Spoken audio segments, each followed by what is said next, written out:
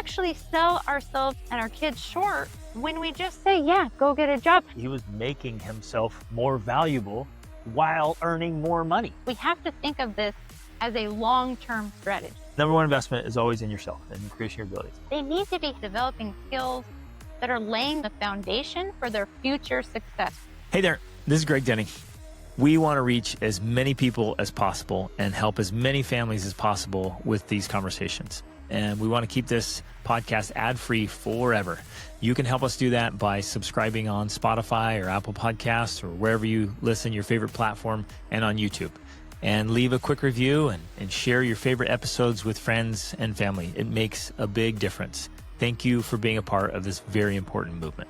Welcome to the Extraordinary Family Life Podcast. We are your hosts, Greg and Rachel Denning. Today, we got some fantastic questions about earning money and abundance. It's about abundance. It's about helping your children become wealthy and develop an abundance mindset. Also connected to it, it's kind of a two-part question, is like jobs and working and, how do you help them learn how to work?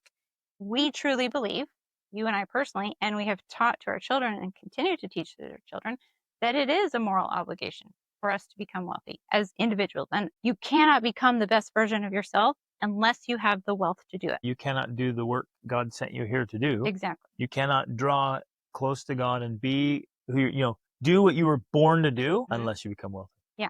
We also have to redefine what wealth is, because ultimately it's a mindset. Really, in many ways, it has nothing to do with the number in your bank account or the number of assets you have. Now, all of those things are great and they all definitely equal wealth, but you can have people that have tons of money in the bank and tons of assets and still be poor. They're mentally. Rich, but poor. Yeah. Yeah. And then you can also have people that may look like, they don't have a lot, and maybe they don't have a lot of money in the bank, but they're actually very wealthy because it comes down to the mindset. Now, you may think that that's just semantics here or whatever, but it really does make the difference because it's your connection to money as a source that flows in and out of your life that ultimately matters. It's not about how much you've amassed and how much you've acquired and all of that. That can definitely play a part, but it's more about the mentality. And the relationship you have with money. Because by our definition, consider a person to be wealthy who is also very resourceful. Yes. Because where there is ever a lack of resources, it can be made up for by resourcefulness. Yeah. And so being extremely resourceful is wealth. And on that note, we're going to get into this more, having lots of skills and lots of knowledge, having the ability to learn skills, the ability to adapt, all of that is wealth. The other key here is, I remember for me, this made a big difference along our own journey, was understanding the difference between being broke and being poor, because there is a difference. Yep. You can be wealthy and have a wealthy mindset and be broke, meaning you're temporarily out of money or capital, but that doesn't matter because you can still be fully wealthy and fully confident in your ultimate success and ultimate triumph of an achievement of your goals and dreams, and at the moment, be out of money. In fact, that can be part of your journey to wealth, is making decisions, taking risks or investments or whatever, where you choose to be broke. And then with being poor is essentially a mindset. Poor is this idea that I don't have enough, I'll never have enough, I can't do it, I can't find solutions, there's not enough in the world. There's not enough in the world. My circumstances are always against me. If others succeed, I fail. Exactly. So when you confidently make a statement that my kids will be wealthy, that doesn't mean that they won't ever be broke, right? Yes, but this is very important.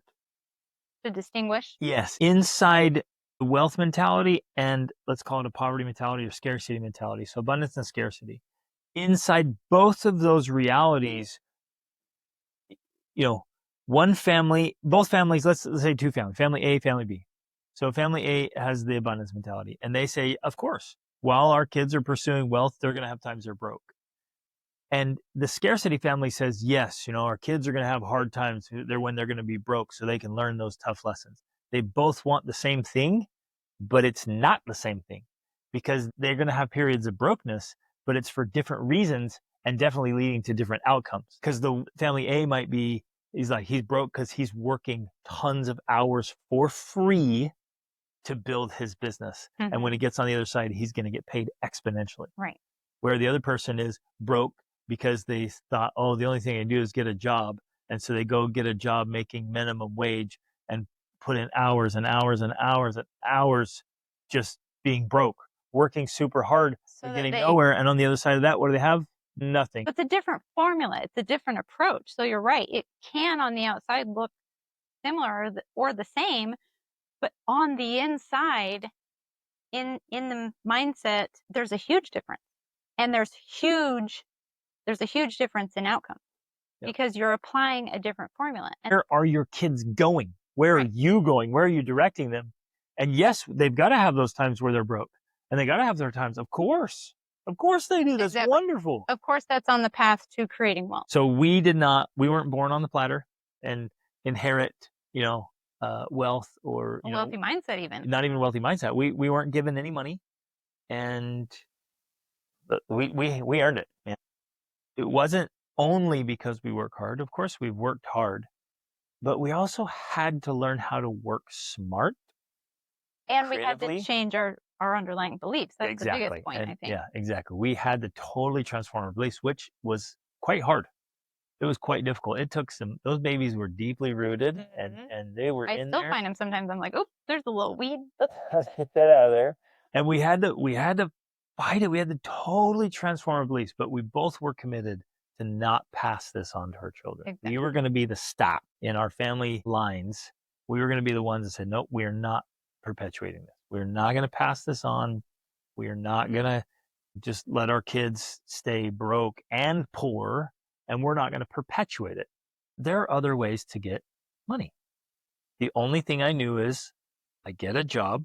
And again, it was, I hope somebody gives me a job. I mean, what else was there? Because you didn't have this viewpoint of I am a person with value and I have skills and I'm going to bring that. I'm going to bring and value add to this value to marketplace, and someone. they want me, and they're going to pay top dollar to have me with them because I'm bringing value. Yeah. I was just like, man, please give me a job. I didn't know anything different. All I knew is like, if I wanted money, I get a job. If I want more money, I get another job. Exactly. Here's the framework, you guys. Write this down, teach it to your kids, embrace it yourself. The ultimate equation is provide value to the marketplace. It can come in almost any form now. We live in the most abundant economy. You provide value to the marketplace in exchange for money. That's it. Sometimes that can be a job. Sometimes it looks like a product or a service, entrepreneurship. Even now you can share information in exchange for money. And if you provide value, you get paid.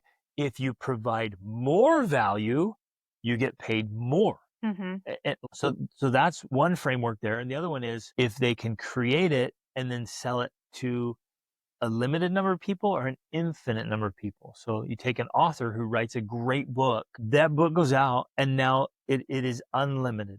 It's infinite. So they offered value to the marketplace, and that is literally infinite for them. Right. This entire framework that you have about, and many times you have been very adamant about, like, no, my kids are not getting jobs.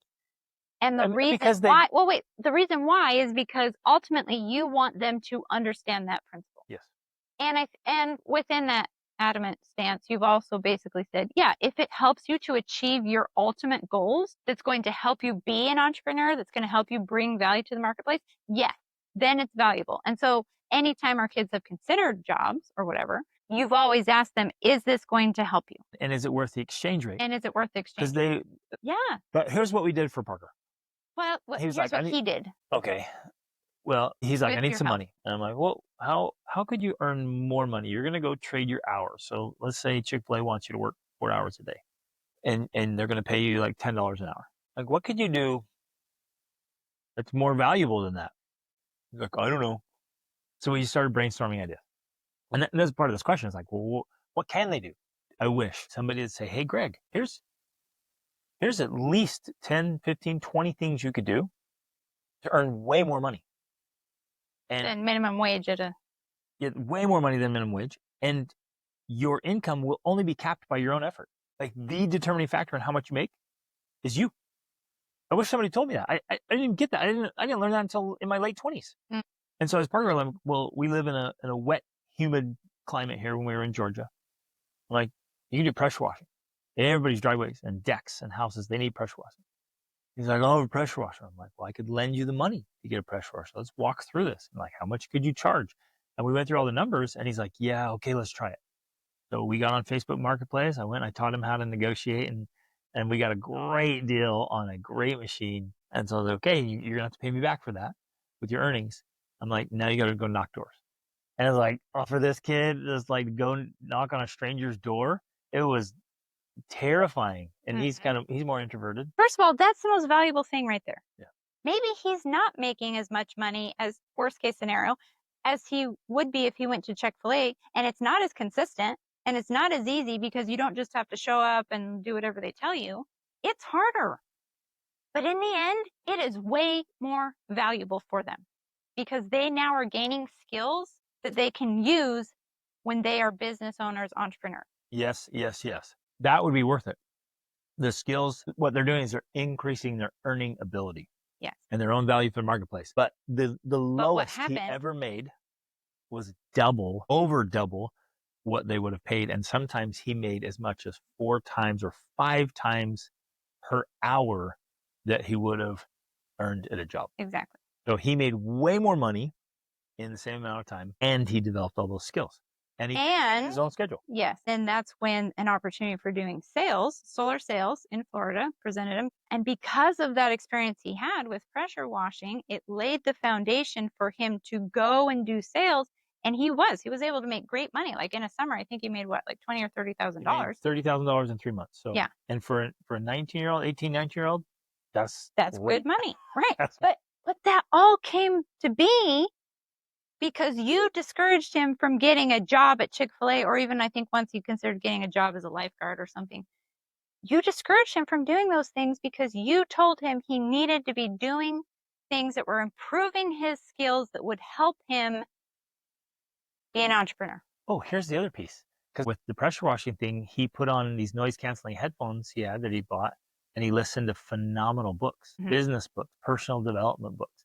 And so he's expanding his knowledge while simultaneously expanding his skills. I mean, he was making himself more valuable while earning more money. Exactly. I mean, let that sink in. Like, that's the equation. You can make yourself more valuable while earning more money. The next thing is you have to be careful to not exchange what you want most, which is your children to have a wealthy mindset and an entrepreneur mindset, for what you or they want in the moment, which is some money to spend right now. We actually sell ourselves and our kids short when we just say, yeah, go get a job, plus thinking that's how you're going to learn how to work hard. It's not. No way. You're going to learn how to work hard by going out and doing that thing that you don't want to do. Absolutely. While our children are young and growing, more important than going to get a job to just earn money, they need to be having experiences, developing skills, reading books that are laying the framework and the foundation for their future success. We have to think of this as a long-term strategy. Forget about earning money this summer. Where are they going to be in 10 or 20 years?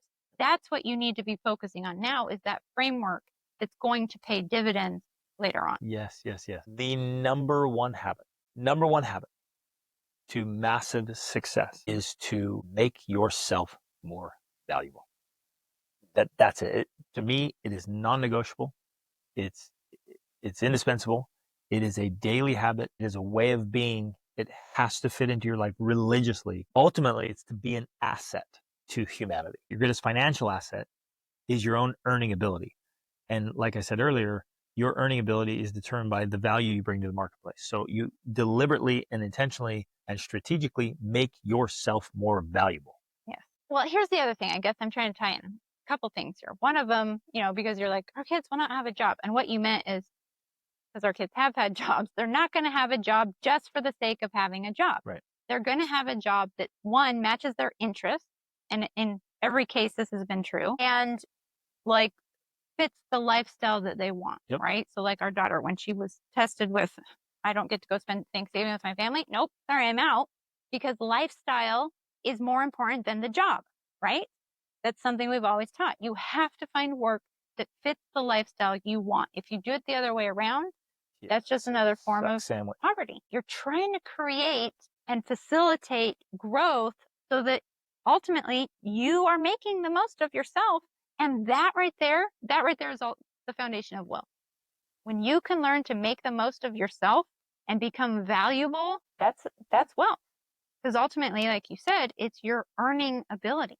As long as you are valuable, you will be able to earn. How do you become valuable? I still average a book a week, and I have for over 2 decades. We buy books endlessly on Audible and in paper form and ebooks so that our kids have books. We are constantly encouraging, even paying our kids to read business books and wealth books. Yes. We're implanting the right ideas, the entrepreneurship, the business ideas, the wealth ideas. So you have to have the conversations, model the way. So I'm kind of giving a framework here. Model the way, show them how to do it. So if you don't know how to do it, figure it out, fix it, get it figured out. Then teach them, have a conversation about it, mentor them, coach them, and give them the books and the experiences and put it in there and coach them through it. Like, this, the best thing we can do is coach our kids through the experiences, especially if we can do it when they're still at home or living nearby. We can coach them through this process so that they have these micro failures and these attempts to start businesses or figure things out, and you help them tweak it and figure it out. So yeah, is there a learning curve for all of these things? Is it going to be challenging? It is, yeah. You're going to have to figure it out, but people have succeeded at doing it, which means you can figure it out too. Now, is that going to be as easy as sending them off to get a job and then they get a paycheck the next week? No, it's going to be harder. But ultimately, what outcome do you really want? Right, exactly. And there's going to be, when you try to choose your own path, you're going to work for free. You're going to put in a lot of hard work, a lot of hours for free. And it's most people, it's too big of a barrier. Unacceptable. Like, wait a minute, I have to put in hundreds of hours for free. I literally don't make any money for hundreds of hours work. And you're like, yeah, because you're building something that's yours. That's ownership. That's entrepreneurship. That's what that is. Oh, so yeah, are there books? Are there concepts? Exactly. You already have a list in your book list. I'm pretty sure I have some in mine too. We have 2 different book lists, but that's read them all. We say this to people all the time and they don't do it. Like, read all the books. And they're like, oh, that's a lot of books. Yep. What else are you going to do with yourself? Sit around and be poor? Come on, you're killing me. It's hard to do the work. Yeah. Try being poor. That's super hard. That sucks. So read all the books. If the books are on the list, we've read a ton. And if the books are on the list, read the books. Another thought I wanted to add, because this is important too, is we're, along with modeling, like, we're continuing to model. It's not like we're done and we think we've arrived and that's it. No, we're continuing to grow in our own wealth, our own learning, our own growth. And as we do that, we're sharing the process with the kids. I think perfect example is what's happening with us right now. We bought the resort, which we're calling it, here in Portugal. And as we keep telling ourselves and our kids, opportunity is dressed in overalls and looks like hard work. It's a lot of hard work. But as we're going through the process, we're also discussing it. And it's fun to hear the conversations like that you're having with our son. And he's asking about this and that and the different part of the transaction and the real estate deal and all of that. That's all a part of the education to help him learn to have this mindset and how to work through these problems and how to invest, right? Number one investment is always in yourself and increasing your ability. You take you as you are and you say, how can I make myself more value? You're remodeling yourself. You're upgrading yourself. You're updating yourself. So the last thing we need to address, because we said we would, is talking about Dave Ramsey's Total Money Makeover. And I think the perfect answer to this, in a way, at least the beginning of the perfect answer, came from my cousin, she's my assistant. And so she helps in my community and she's in the forum and everything. And she gave this great answer. She basically said, as far as Dave Ramsey goes, I think he has some good ideas for people who want to stay in the middle class. But I feel like he is limited to that.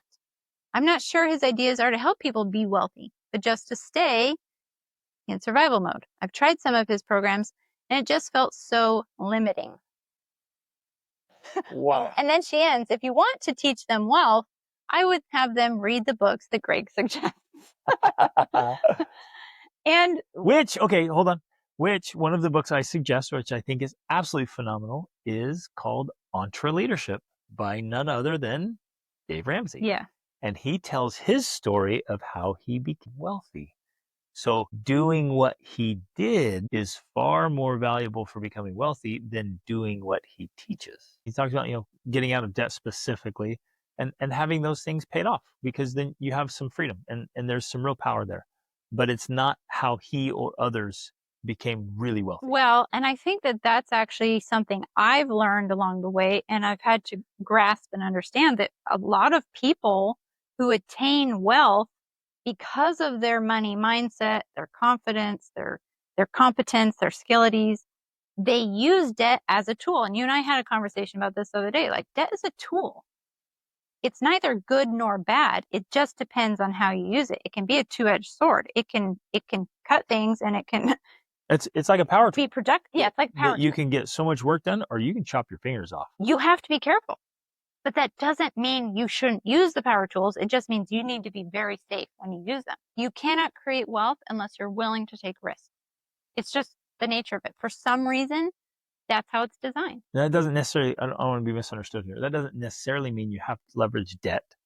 That could be one of the risks, but the principle is, yes, you have to take risks.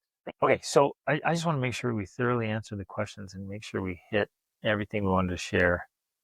So yes, we're teaching the kids. Yes, we're encouraging them to hustle, to get work, to do great work, to do it. Yes, I would say definitely I'm all in favor of a non-traditional way. And I want my kids to live this legitimately extraordinary family life.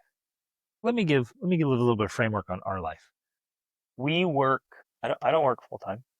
But I think we have to put a caveat here. The truth is, I think you and I work all day long, but ultimately we're doing work that we enjoy. We're working on ourselves. We're working on our projects that matter to us. We are working on our businesses. We're working with our kids. So on our education. So when you say I don't work, it's different than what you're working all day. Right. Yeah. You guys might think, gosh, Greg just lays around and poolside with his lemonade. Yeah. For no, that does not happen. Like, you don't sit still hardly the whole day. Well, ultimately, in our framework of wealth, all of those things you mentioned are working for abundance. Absolutely. Because abundance is more than just money. It includes money. Like we mentioned before, you need to be wealthy in order to make the most of yourself, because you need to have funds to pay for all the things you want to do to be your best self.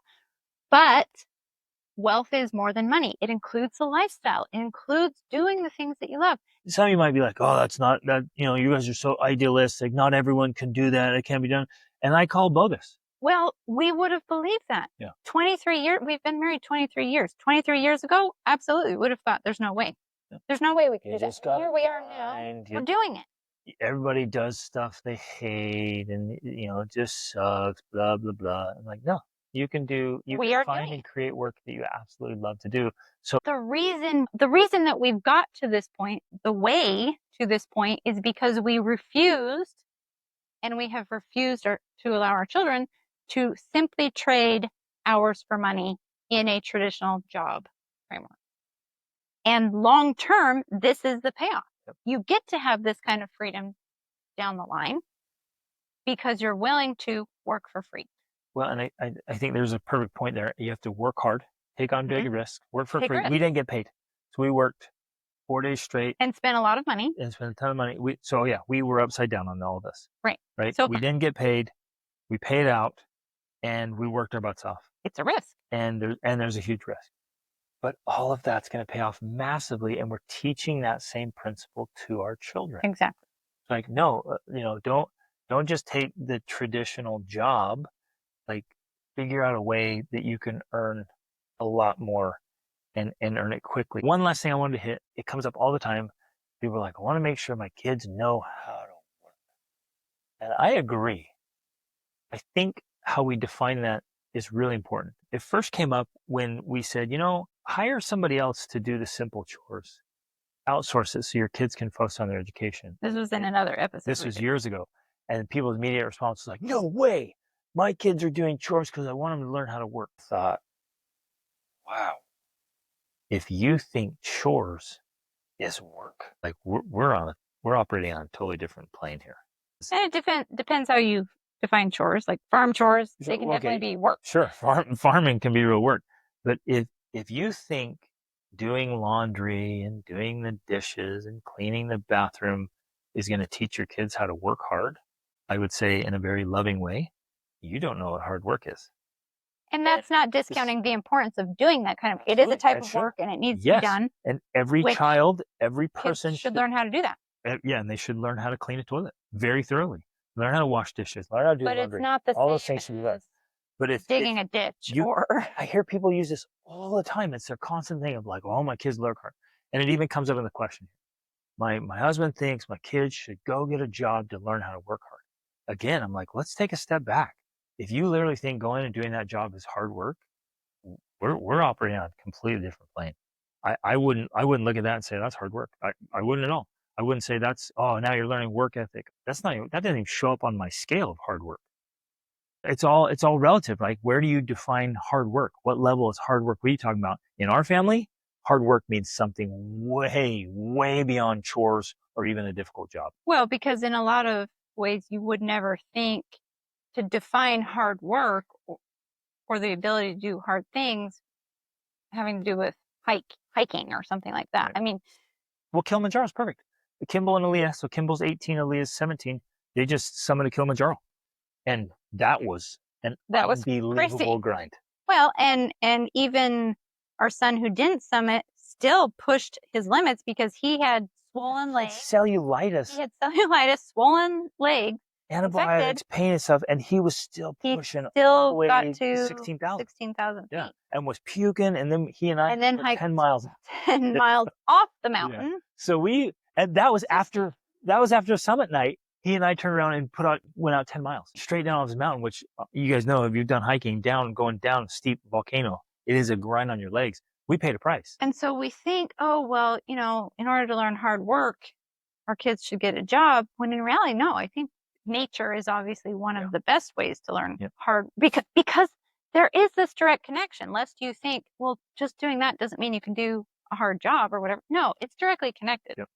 It really is, because it helps you gain that mental management and that grit that helps you to actually do the things that matter. Absolutely. And that's going to have a far lasting impact than going to Chick-fil-A and taking orders. Oh, 100%. So if you're thinking, no, I want my kid to have a job this summer mowing lawns because it's just good hard work. Okay. Mowing lawns in the heat, that can be hard work. Good hard work. Again, it's all relative, right? It's hot. Whoop these stinking doodah. It's definitely a great starting point, though. It is, but I'm saying, especially if you're 10, 11, 12, sign up 13. Sign up for a triathlon. You sign up for a triathlon and invite your kids to join you. Right, because you can never get them to do it unless you do it. Lead the way. Sign up to go climb a huge mountain. Which is the only way, everything you just mentioned about our boys, the only reason they are able to do that is because they've literally seen you model it. Yep. You've been modeling that for years, since the time they were small. And I was carrying. And they talk about the famous 5-mile hike we went on when they were all small. And by the end, you were carrying 3 of them out because it was so big and so long for little people. Like, since then, like, they've just seen you model doing the hard things. And so in their mind, they're like, this is just how you do it. There's not another option. Yep. And what's cool is we'll get into something hard and they're like, this isn't even hard. Right. I've done way harder, which is awesome. And that's the framework. Take your kids and go do such insanely hard things that afterwards they're like, this job, this isn't hard work. No, that's actually powerful right there. It's so powerful. You want them to think that, no, having a job is not hard work. That's easy. Knocking doors in the Florida summer, whatever. One of our favorite quotes. The difference between successful people and unsuccessful people is successful people do the things that unsuccessful people are unwilling to do. Not that they want to do it, but it needs to be done. But they do it anyway. Exactly. And that's what we really want. That's the real definition of hard work. Yes. Okay. So for you guys, more legit strategies, tools, tactics for yourself. Like if you're listening to this, you're like, gosh, I need to work on my mindset, or I need to work on my own skill set, or I need to make some bigger investments or changes in hard work. That is literally why we created the Be the Man Masterclass in the Tribe, why Rachel has her 20-day challenge and for moms, it's all in there. And And how to teach your kids because the implementation of everything we've just talked about in this long episode is all built into those two things. So love you guys. Thanks for listening. Thanks for being a part of this group. Thanks for caring enough to want to be your best and help your kids be the best. It's worth every effort to do so. Thanks. Love you guys.